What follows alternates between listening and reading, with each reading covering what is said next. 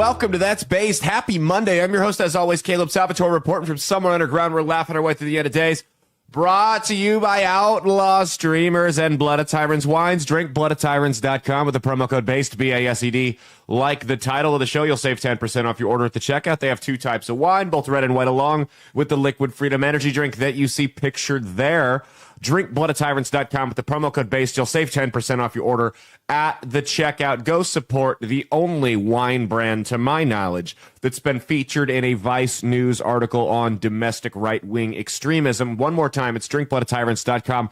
Promo code BASED, B-A-S-E-D. Like the title of the show, will save you 10% off your order at the checkout. It's unsolicited advice, which means we take a break from the world blowing up to go out and help some people on the internet who are searching for our help. Stockholm man, the red face of white supremacy, is here with me as always. How's it going?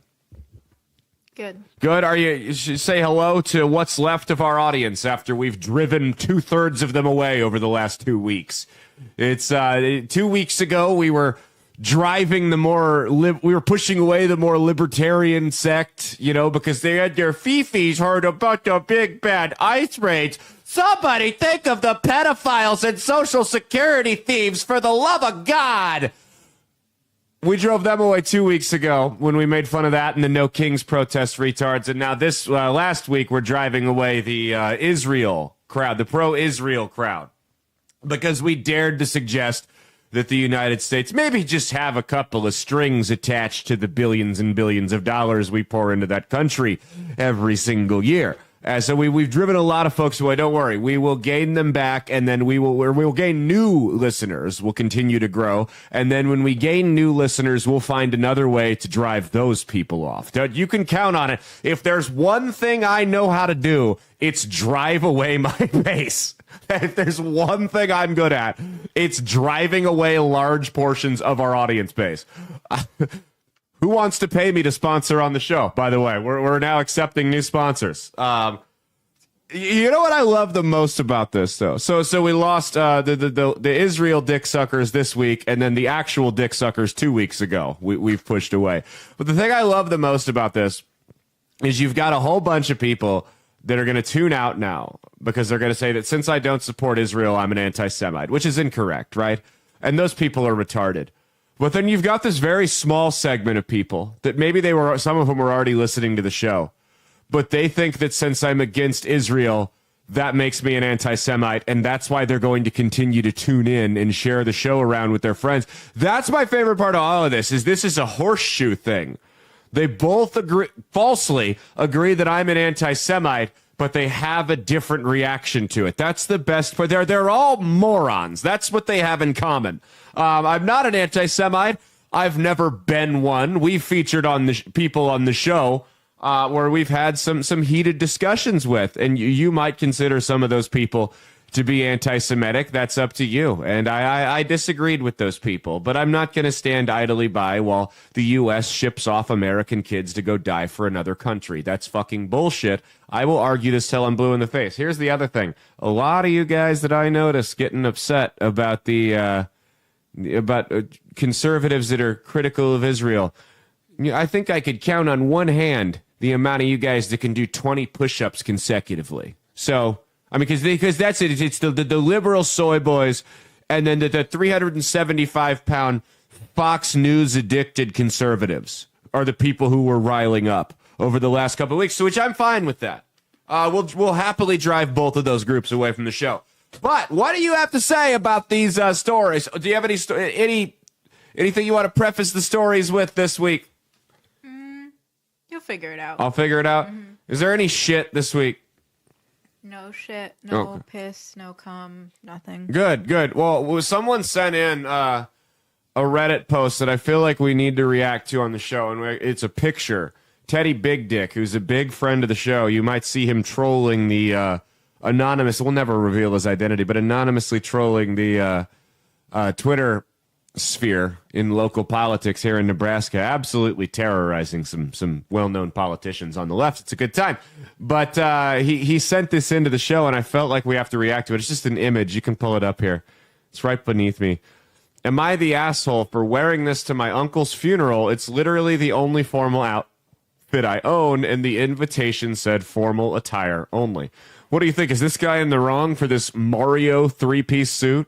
I don't think it's real. 2-piece? You don't think it's real? Why don't you think it's real? I think someone just found a guy wearing a picture of the guy wearing the suit and put the caption on. Okay, but here's my problem, is that's a real guy. Somewhere, somebody wore that shirt at some point in time.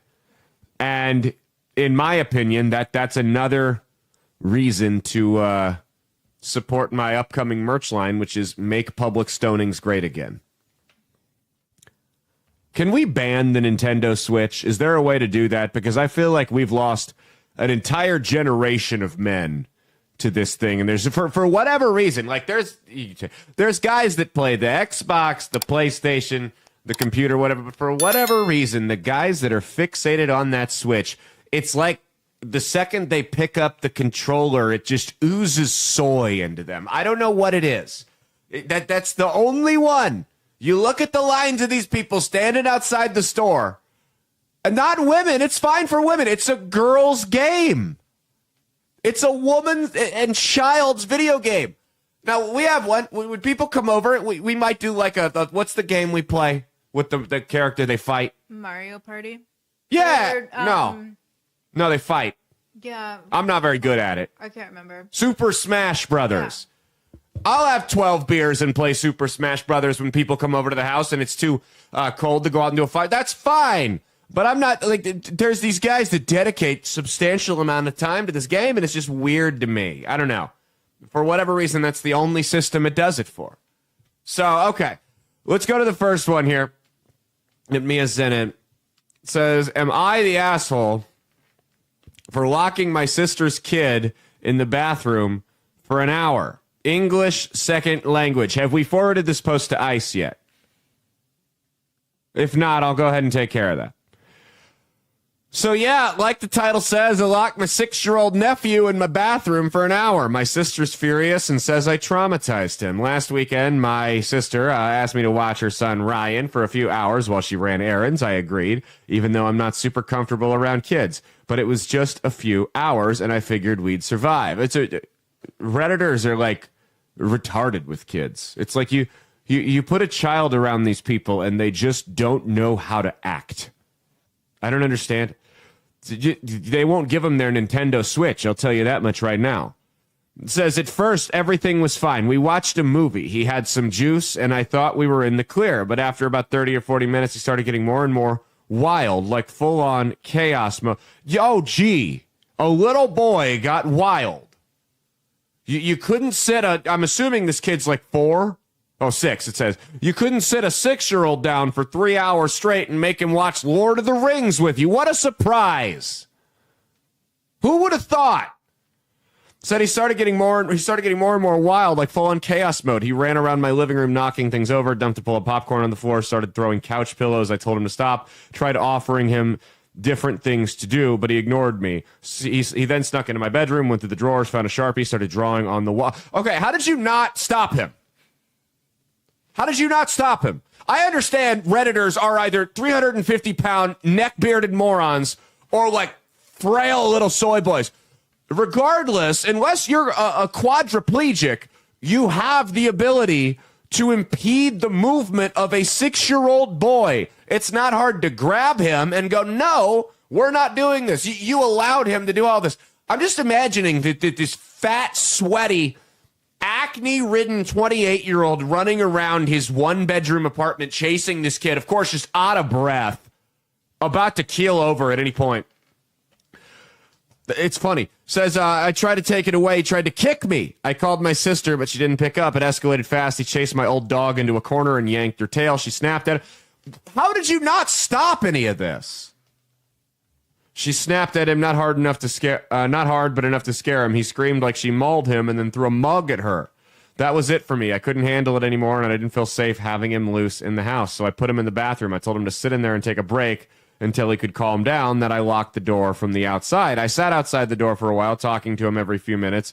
First he screamed, then started crying, then got quiet. After a while, I went to go clean up the mess in my bedroom and check on the dog. I figured it'd be fine. He wasn't in danger, just contained. I guess that's where I might be the asshole. I ended up leaving him in there for close to an hour. When my sister finally came back to pick him up, he ran out crying and told her I locked him in the bathroom. She lost it, said I was abusive, said I traumatized him. Now she won't speak to me. She's telling everyone in the family I locked up her child, like I shoved him in a closet or something. I mean, you basically did. You basically did. A few relatives are on my side. Others say I went too far. I didn't scream at him. I didn't hit him. I didn't scare him. I just didn't know what else to do in that moment. I wasn't about to let him break more of my stuff or hurt my dog. I mean, you lost control of a kid. I mean, look, I understand there's kids that are wild. You lost control of him. You could have stopped it at any point in time, but you decided to let him run around the house and destroy everything. I imagine you sat there. No, stop. Don't do it.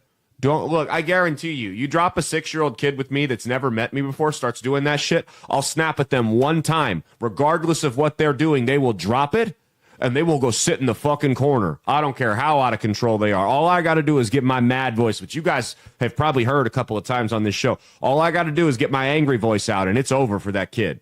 He'll go sit down. I guarantee you there's no child on earth that I couldn't scare straight with one loud command. And that's the problem when you get these pussies on Reddit, these beta males with low testosterone that sit there on their Nintendo Switch all day.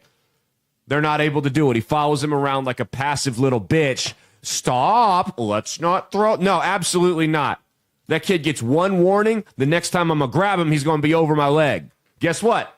He's not going to get locked in the bathroom, but he's not going to be destroying my house anymore because there's going to be respect for it. All right. Am I in the wrong here? What do you think? Is the guy the asshole? I don't know. I mean, I think overall, yeah, you shouldn't lock it. Shouldn't lock children in rooms? Yeah. In bathrooms? I mean, he's 6. He's not going to have as much control of himself as an adult. No. You know? But at the same time, the kid needs to get it together. Oh, the kid needs to be disciplined, absolutely. My guess is the mom's probably no angel either. I'm assuming she's 26, which means she had the kid at 20, so she's probably a single mom, which automatically I'm not going to side with her just because she's a single mom, so I won't go that far. But I do think, I mean, we're talking Reddit, Discord virgin versus single mom. And it's like you couldn't find two lower forms of life. I really don't want to have to pick between the two of them. So I'm going to say this guy's the asshole just for the action of locking the kid up, but I will not pick a side in this argument because I'm sure there have been, I mean, look, if your kid's going to do that at their uncle's house, there's probably been a lot of parenting failures on your end, as well as single mothers do so often. Okay, let's go to the next. Do you think there's any single moms that listen to this show? Do you think we have any single mothers that listen to this show? If we did at the beginning, then you probably drove them off. That was another key listener base demographic of ours, was the single mothers. I drove them away. Am I the asshole for? We're gonna find a new niche, and we're gonna find out how to drive them away next. That's the goal. Am I the asshole for sending my roommate only 1/3 of our monthly rent? I don't know how you couldn't be in this situation, you deadbeat scumbag. But I'll hear you out. I'm male 21, moved into my roommate, male 23 last year. He's the older brother of my close friend who I knew when I was looking for a place, so he told me his older brother is also looking for a roommate. I don't have any formal agreements, and I'm not on the lease. Well, that guy's a fucking idiot then. I have been sending my roommate half of the monthly rent and utilities for the last 8 months, always on time. Me and my roommate share food for the most part. No one goes overboard. We're both fine. Now, that's a lie. This guy's on Reddit. You know he's going overboard with food. You know he is. With the other eating some of the items we buy. We are also in a kind of cycle where we take turns buying food, groceries, cleaning products, and we never really have had to ask the other one to replenish anything. However, in February this year, he got a new girlfriend who started staying over a few nights a week, which is perfectly fine and seemed cool. Since April, she's been staying here every single day and every single night. I'm still paying 50. Okay, I spoke too soon. I'm a dick. I'm still paying 50% of the rent and utilities and groceries. We only have one bathroom, and she is in there anywhere from 1 to 3 hours per day. She also uses our food like the bread I buy, meats, vegetables, snacks, and it all disappears a lot faster. It has been annoying me, but I've been letting it slide. I started keeping a lot more of my food and drinks in my room. Earlier this month, I noticed an entire can of Pringles I kept in my room and 2 of my protein bars had disappeared. I know I didn't eat them, so when I went out, I also went into their room and found the Pringles in their trash can and my protein bars on her nightstand on her side of the bed, so I know it was her. I mean, at this point, you got to kill her. Right? At this point, middle of the night, Velisca axe murder. That's the only way to go here. So the final straw was on Tuesday of this week when there was some Greek yogurt in the fridge. I used maybe 1/4 of it to make a dessert. Later that day, she extremely overreacted, opening the door to my room, started yelling at me to never again eat her green yogurt or Greek yogurt and called me a retard. Now, the fact that she says retard, I may be inclined to side with her. I'm going to say that. Anyway, it's time, month's rent, and I'm over. What? Anyway, it's time, month's rent, and I'm over it. And ended up sending him only 1/3 of the month's rent. He asked why it was short, and I told him I'm not going to be covering her utilities, food, etc. He said that's not how it works, and I have until the 31st to send him the rest of the rent. Otherwise, he's going to kick me out and made sure to remind me I'm not on the lease. Well, depending on what state you're in, that's going to be easier said than done, thanks to the good old squatter laws in this country. It would be mad, annoying, and inconvenient to have to find a new place. So I need to know if I'm overreacting. No, I wouldn't. I would leave before I lived like that. I'm not going to live with some slank that's going to live there rent free and steal my food that I'm paying for and we're splitting. Absolutely not. I mean, the problem here, this all could have been avoided had there been a lease agreement. Guys, if you're going to get a roommate or anything, get a lease agreement for the love of God. Have something, have ChatGPT printed up and put provisions in there that if one of you decides to get a live-in boyfriend or girlfriend, that's going to split the rent. How the boyfriend and girlfriend decide to split the rent between the two of them is up to them. But you are no longer going to pay half the rent when there are now 3 inhabitants. Cover things like food, stuff like that. Just basic shit like this. So people can't just get removed from the premises. So people can't just take advantage of you and let their unemployed bum-ass girlfriend live there rent-free. These are the things you need to do. Take some advice from me. There's your unsolicited advice. Always get it in writing.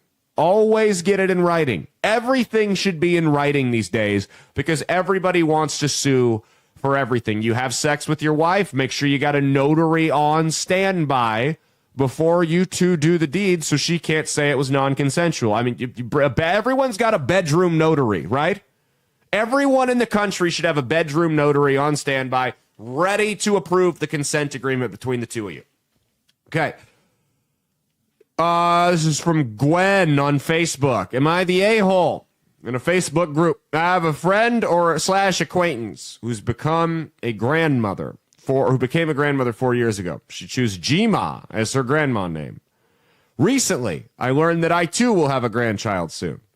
My name is Gwen, and my nickname has been Gigi for years, so I chose Gigi for my grandkids to call me. Here's the problem. My friend has decided that she likes Gigi better than Grandma because it's cuter. So she has decided to have her grandkids, start calling her Gigi. I'm sorry, not sorry. This really just pissed me off. I felt like she took something from me. I know it sounds silly, but it just really got under my skin to the point that I don't even want to be around her. And this is going to end in a homicide. I told her that I thought it would be really confusing when we were together with our grandkids and that because her name is Melissa, maybe she could go by Mimi, and told her how I felt. She decided to stick with Gigi. Now I'm pissed. LOL. Can anybody relate with this? I'm not a grandmother, so I can't relate. What I will say is, okay, so how often are you going to be in settings where you and your friend / acquaintance, I mean, I have friends, I have acquaintances. Anyone who I would have my, hypothetical grandchildren around with their hypothetical grandchildren is not someone I would refer to as an acquaintance. How often are you going to be in this situation? It's not like it's your daughter's kid and her husband, his mom wants to be called. That'd be a different story. Then you'd have something to discuss there. How often is this going to be a problem for you? You can't just deal with it. Why do you care? Is the bigger question. I think Gigi needs to find something better to do with her time. Maybe there's Maybe there's a next door group. You can go post casually racist, make casually racist posts in. I mean, have you considered that? There's got to be some teenagers walking around the neighborhood that you can sit on the window and stare at, right? And then call 911 on. I can't imagine that this is I don't know. I wouldn't go as far to say she's an asshole here. I just say she's a loser. She's got nothing else to do with her time. Am I off the beat on this one? What do you think? Is Gwen in the wrong?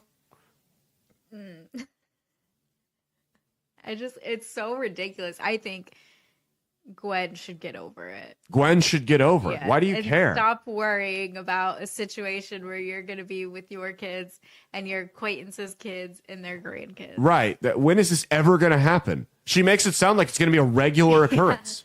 Also, like, you should know the difference between your kids and your acquaintances or grandkids. Your acquaintances' grandkids when they call you Gigi. Like, you should know, oh, this isn't my kid, my grandkid. This is right. Other Gigi. Well, hey, I hate to break it to you. Your friend's children also probably called her mom. And she didn't steal that from you either. So, all right. Anyway, that's been our show. Make sure you guys get a bedroom notary. We'll see you on Wednesday for the midweek check-in. We're going to be talking Iran and all that fun stuff. By the way, a reminder once again, we'll remind you on the end of both shows, next week, 4th of July week, we are going to take the week off. So there's not going to be a show on Monday, not going to be a show on Wednesday, not going to be a show on Saturday. Enjoy the holiday. If something blows up, maybe we'll do like an emergency broadcast. We will have no planned shows for the week of 4th of July. Mia's happy she gets the week off. Well, guess what? You're not getting paid. So there's that. So it's going to be just like the other 51 weeks of the year, right? But no, we're not. We're going to be taking the week off for the holiday. The next time we'll do that is Christmas because we'll be in Las Vegas that whole week. So we will see you guys later. Cheat on your taxes, not your spouse. And stay based.